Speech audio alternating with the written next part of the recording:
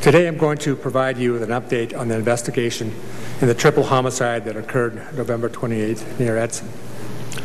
Earlier today, the RCMP arrested Michael Clayton Bailey. And I'll spell Michael as M-I-C-K-E-L-L. Clayton Bailey is B-A-I-L-E-Y, age 19, of Edson. We arrested him for 2 counts of first-degree murder in the deaths of Roxanne Berube and an unidentified female.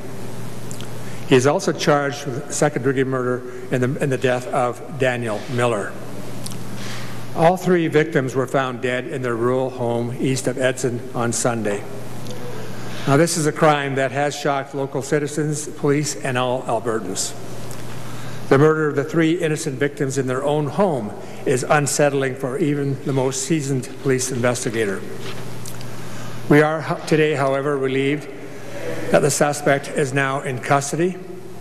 And given that this investigation is still ongoing, unfortunately, I cannot say too much more about the investigation itself. However, what I can say is that this investigation was resolved in such short order, in large part because the local citizens stepped forward to help the RCMP in order to help us get the job done. And we thank all those that did help us. As we reported earlier, efforts to arrest the armed suspect peacefully were not successful today, and he was shot by police. He's receiving medical attention on the scene, and at this point in time, he's on his way to the hospital if he's not there already. As a point of order, the Alberta Serious Incident Response Team, ASIRT, is also attending the scene in accordance with their mandate to effectively, independently, and objectively investigate incidents involving Alberta's police that has resulted in serious injury or death to any persons. We will continue to investigate the substantive portion of our investigation that involves the 3 homicides, and ASIRT will do their investigation in due course as well. That's all I have for you this afternoon. If you have any questions. Yes, can you describe the circumstances of the arrest? How did that come down? That's getting into the realm of ASIRT, and they are going to be conducting an investigation, but I can tell you that there were significant RCMP resources at a scene, and shortly thereafter, the suspect was shot. Where was that scene in relation to the person? It was in a close vicinity. And why are you not naming the teenage woman who was killed? The only reason we're not naming that person is because we haven't established identity of that person yet. Once we do, we will make that release. So are there any other suspects in the investigation? Our investigation led us to believe that 1 person was responsible and 1 person only was responsible. And we heard that was shot. Were any shots exchanged with RCMP? Again, I'm going to leave that to ASIRT to discuss. What I can say is that he was armed, and I'll just leave it at that. Was Mr. Bailey known to the Miller family? They knew each other, so it wasn't a random homicide. They knew each other, and I'll just leave it at that as well.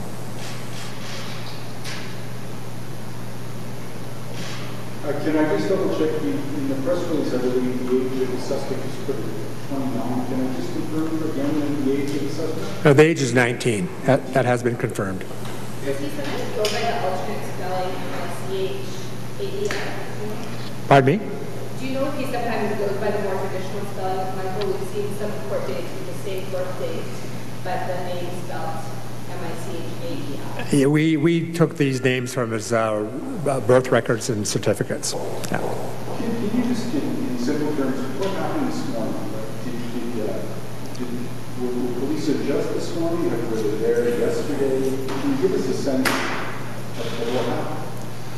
Well, the sense that I can tell you, without getting into too much specifics and getting into ASIRT's realm, is that we responded to make a lawful, peaceful arrest.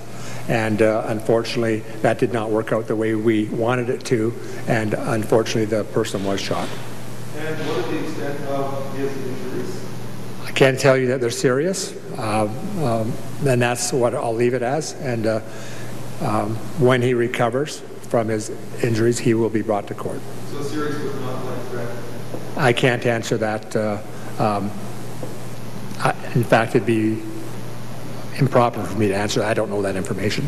Can you elaborate? You said that it was cooperation of the public in the area resolved through local citizens stepping forward.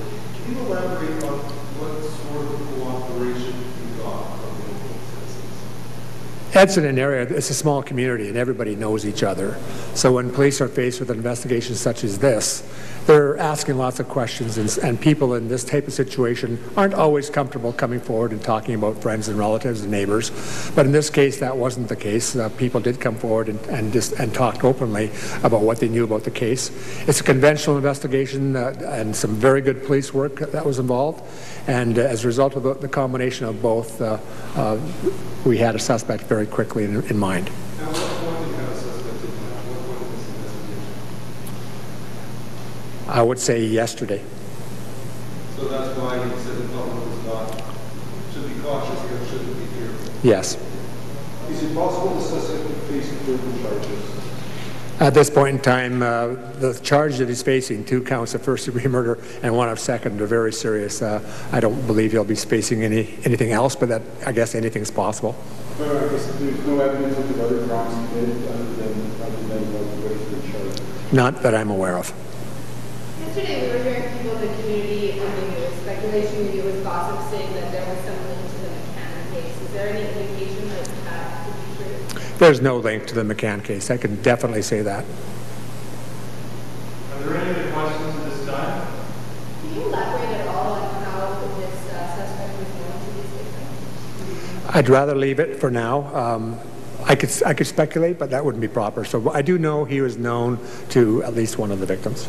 How close did this person reside to where the crimes were committed? Again, I don't have first-hand information on that exactly in reference to miles or meters. I believe he lived fairly close.